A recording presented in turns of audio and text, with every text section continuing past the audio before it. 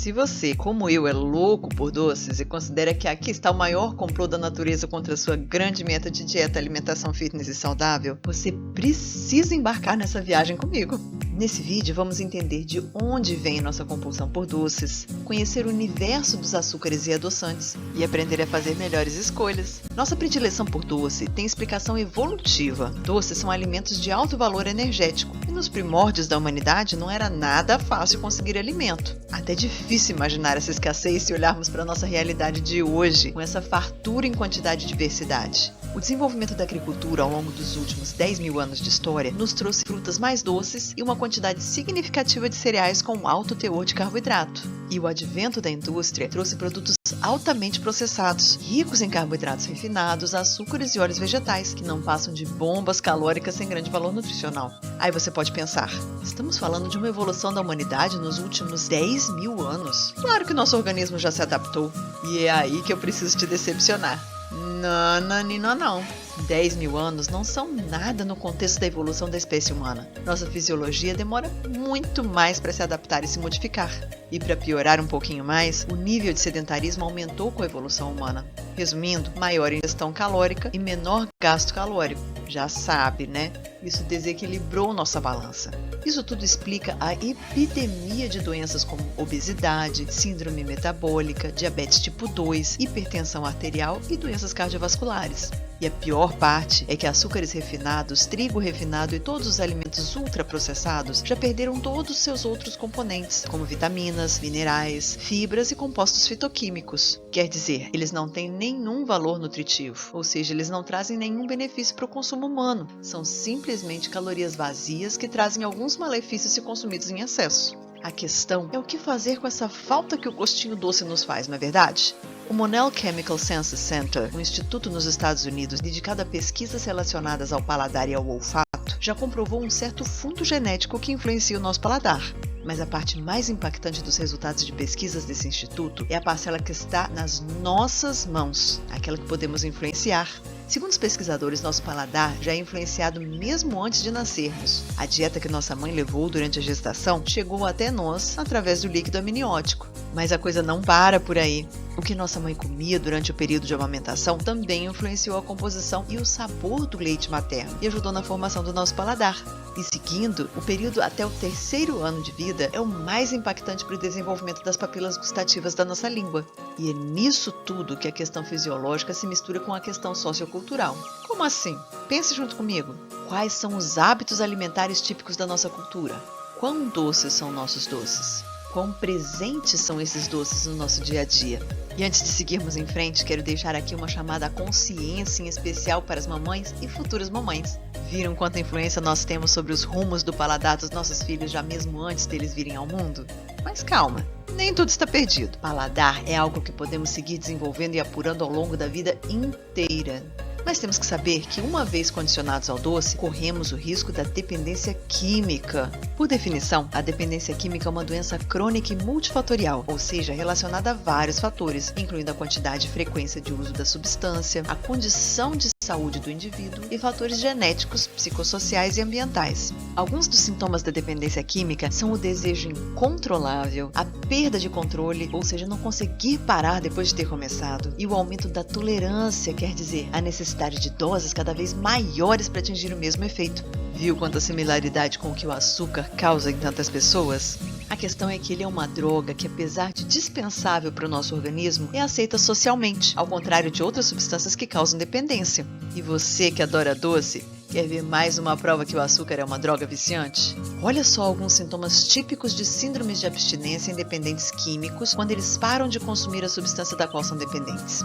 Ansiedade, agitação, irritabilidade, nervosismo e oscilações de humor, típicos de um comportamento compulsivo, acompanhados daquela sensação de que consumir aquela substância vai certamente dar um alívio. A falta de clareza de raciocínio e dificuldade de concentração, além de oscilações nos níveis de energia, que pode causar uma sensação de cansaço constante e pode levar a um estado desde um baixo entusiasmo. Sabe quando a gente se sente meio jururu, bola murcha? Pois é, até uma depressão leve. Você já tentou parar de comer doce e experimentou alguns desses sintomas? Mas por que o açúcar gera dependência? O açúcar afeta os mensageiros químicos cerebrais serotonina, que dá a sensação de bem-estar, e dopamina, o hormônio da recompensa. O efeito pode bagunçar o cérebro e corpo e viciar literalmente, podendo levar à compulsão alimentar.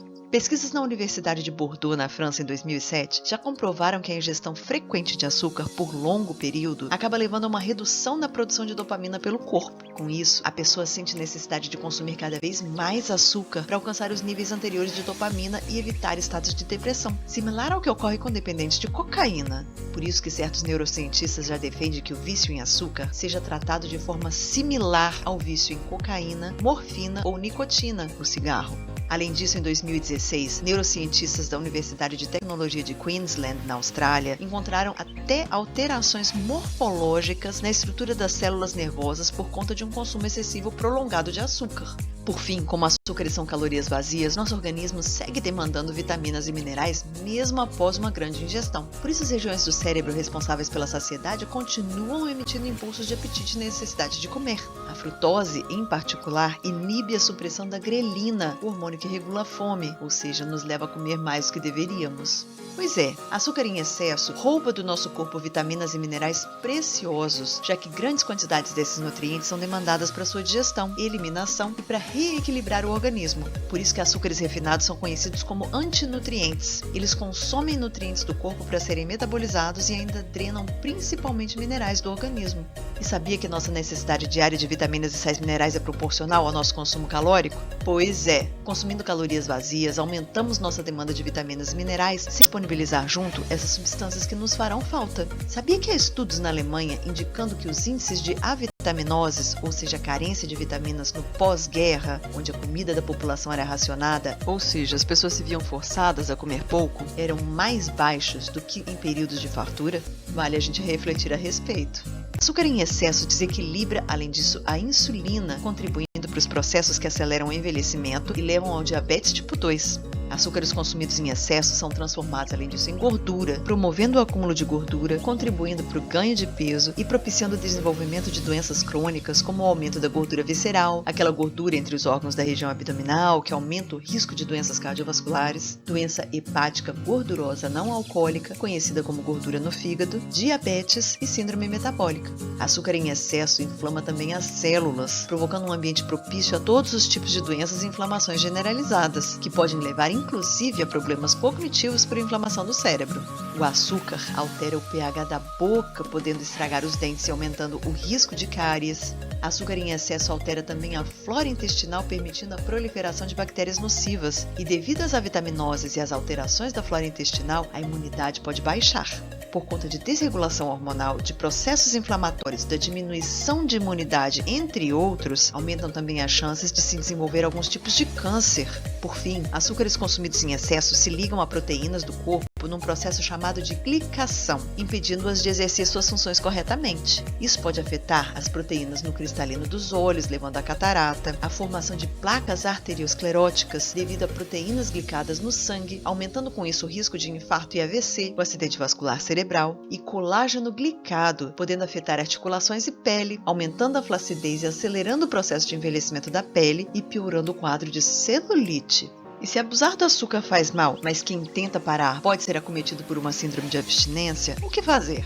A primeira estratégia é cuidar da saciedade. Boas pedidas são alimentos ricos em proteínas e gorduras saudáveis, que são digeridos lentamente e não causam picos de glicose no sangue. As proteínas, além disso, fornecem matéria-prima para a construção de massa magra, e as gorduras, além de serem fontes para a queima lenta de energia, ainda desempenham um papel importante no nosso sistema hormonal e em diversos processos celulares. Boas fontes de proteínas são carnes, frango, peixe, iogurte, ovos ou shakes. E para veganos, por exemplo, quinoa, lentilhas, grão de bico, feijão, amaranto, chia, semente de abóbora e girassol, tofu, leites vegetais ou a Ora Pronobis, uma super planta que contém 25% de proteína. Fontes de gorduras saudáveis são, por exemplo, o abacate, coco, bem como óleo ou lótus de coco, chocolate amargo, sementes e castanhas in natura, azeite de oliva, entre outros. Fibras também são uma boa opção, porque além de promoverem saciedade e ajudarem seu intestino a funcionar melhor, elas, quando ingeridas junto com alimentos ricos em carboidratos, não deixam a glicose subir tão rapidamente no sangue e evitam o chamado efeito rebote da hipoglicemia.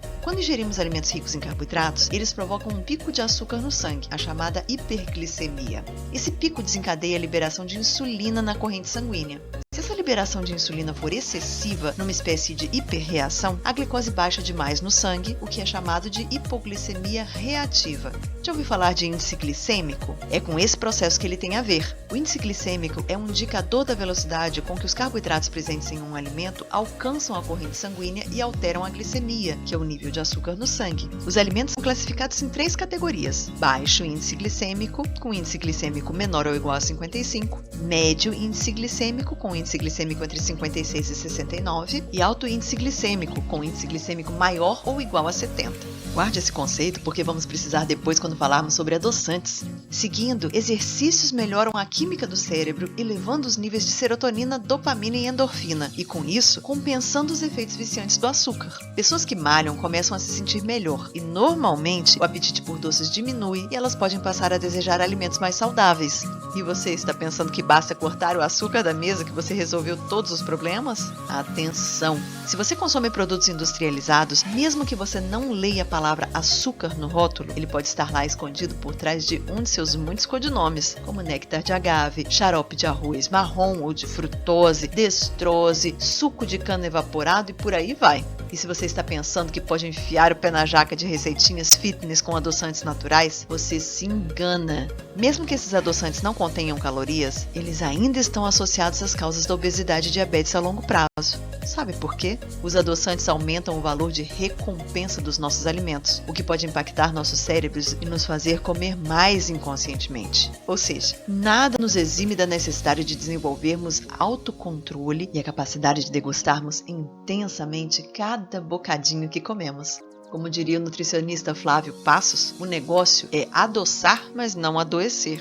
E se nesse contexto devemos maneirar com os açúcares e todas suas roupagens, o que escolher nesse mar de opções de adoçantes? Dentre os adoçantes artificiais, os mais conhecidos são aspartame, acesulfame, sucralose, ciclamato, sacarina, neotame e advantame. Os resultados de pesquisa sobre eles são controversos, indicando em parte danos à saúde e em parte que eles são inócuos. Alguns problemas que podem ocorrer principalmente em pessoas mais sensíveis são enxaquecas, possíveis efeitos carcinogênicos e prejuízo à flora intestinal. Na dúvida, evite-os na medida do possível. Adoçantes ideais são os naturais e pouco ou nada glicêmicos. Lembra do conceito de índice glicêmico? Pois é, estamos falando aqui de índice glicêmico médio ou de preferência baixo.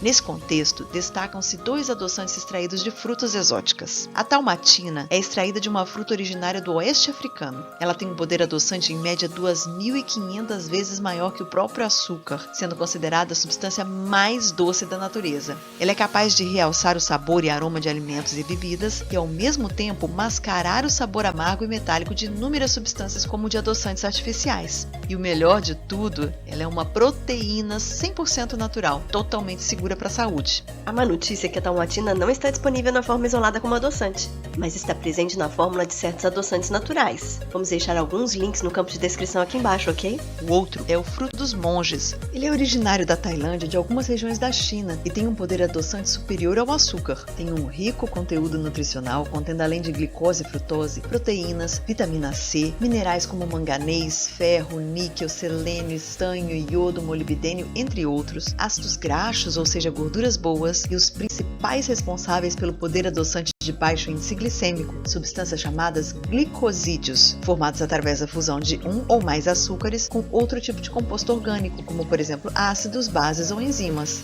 É por isso que ele tem propriedades medicinais, reduzindo os níveis de açúcar, colesterol e triglicerídeos no sangue, bem como melhorando o funcionamento do fígado. A má notícia é que a fruta do monge não é nada fácil de se achar aqui no Brasil, mas teoricamente, dependendo de onde você mora, às vezes é possível encontrar a fruta à venda em supermercados, casas de comida macrobiótica ou feiras orgânicas. Pela internet, o fruto do monge, monk fruit em inglês, está disponível no AliExpress, importado diretamente da China com preço em dólar pela cotação do dia e demanda cartão de crédito liberado para pagamento internacional. Demora bastante para chegar, até 3 meses, mas chega. Fora isso, tem 2 sites americanos que dizem enviar para o Brasil, mas é arriscado. Eu já fiz pedido em um deles e o pedido foi extraviado, por isso não recomendo. Mas de qualquer forma, para quem quiser arriscar, vou deixar os links também no campo de descrição desse vídeo. Por fim, tem alguns sites brasileiros que vendem atualmente adoçante à base de fruto do monge. Todos os links você encontra no campo de descrição do vídeo.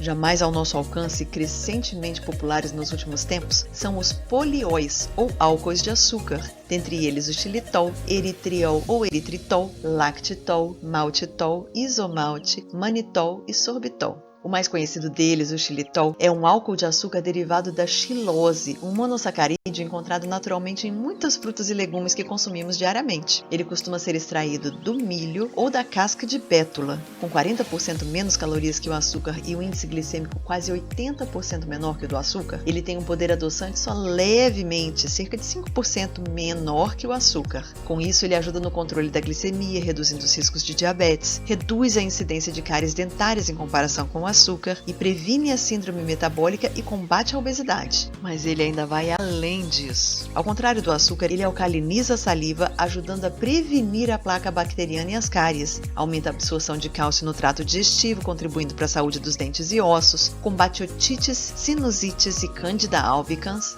e é prebiótico, nutrindo bactérias benéficas da flora intestinal.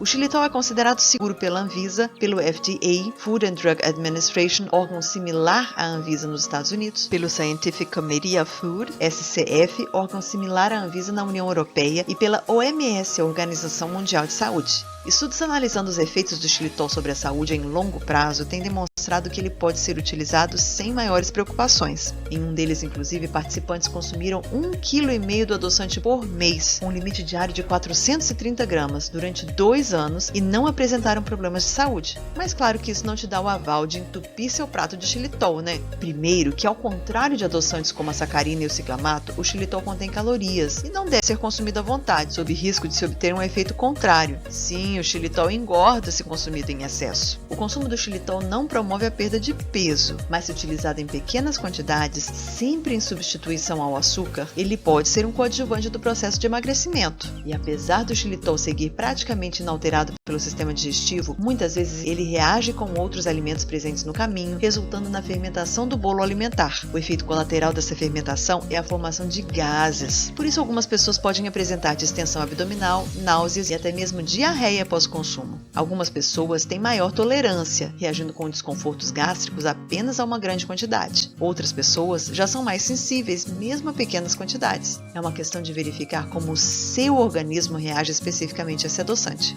O eritritol ou eritriol é, dentre os poliálcoois, o menos calórico. E olhe que com apenas 6% das calorias do açúcar e índice glicêmico praticamente nulo, ele ainda tem 70% da doçura. Ele passa praticamente sem mudanças pelo nosso trato digestivo, sem causar qualquer dos efeitos metabólicos prejudiciais do excesso de açúcar, como picos de açúcar e insulina no sangue. Ele também não alimenta as bactérias da boca e, por isso, ao contrário do açúcar convencional, não provoca cáries e enfraquecimento dos dentes. E ao contrário dos outros poliálcoois, como o xilitol, a maior parte do eritritol é absorvida pelo corpo muito antes de chegar ao cólon, onde a maioria das bactérias reside, minimizando com isso os problemas digestivos que poderiam ocorrer com sua ingestão. Do intestino delgado, ele vai para o fluxo sanguíneo. Lá ele circula por um tempo, até que é eventualmente eliminado pela urina. Mesmo que alguma quantidade de eritritol chegue às bactérias intestinais, elas não podem digeri-lo. Mas calma lá, toda tolerabilidade tem limite. A ingestão de 1 grama por quilo de peso corporal pode ser bem tolerada, mas um estudo mostrou que 50 gramas de eritritol em uma única dose aumentaram náusea e ruídos estomacais.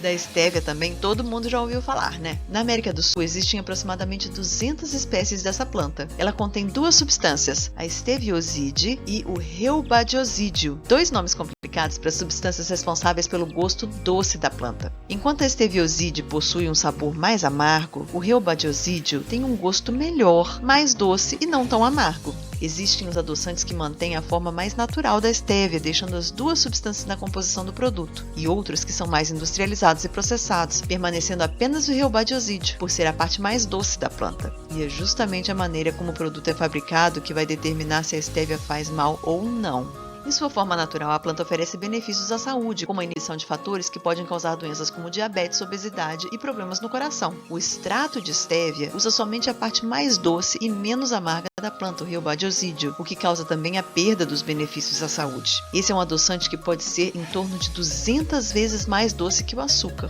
A pior e mais perigosa forma da planta é aquela que passa por muitos processos de industrialização, como é o caso do adoçante Truvia. Entre a extração do Rheubadiosídeo e a adição de substâncias como solventes químicos, a fabricação é feita em 42 etapas, que servem para deixar o produto 400 vezes mais doce que o açúcar. Com tantas modificações, o adoçante nem pode mais ser considerado uma estévia. Por fim, vale ressaltar que alguns pesquisadores defendem que a parte negativa dos adoçantes de maneira geral é que nossos corpos não são projetados para lidar com esses produtos sem calorias, sejam eles naturais ou artificiais. Um alimento de sabor doce que não vai fornecer glicose confunde o processo de tratamento de açúcar do nosso corpo. O sabor doce na boca leva o organismo a assumir que está recebendo açúcar e ele se prepara com isso para essa recepção. Quando a glicose esperada não é liberada na corrente sanguínea, adrenalina e cortisol mobilizam o açúcar a partir de outras fontes, como fígado, glicogênio dos músculos, proteínas ou os tecidos do corpo, e o organismo acaba por utilizar outras fontes de energia que não estavam previstas. A liberação frequente desses hormônios, a adrenalina e o cortisol, em resposta à hipoglicemia induzida por adoçantes, é prejudicial para as nossas glândulas suprarrenais e saúde em geral, e pode causar estresse. Esses hormônios do estresse não são projetados para serem utilizados quando estamos comendo.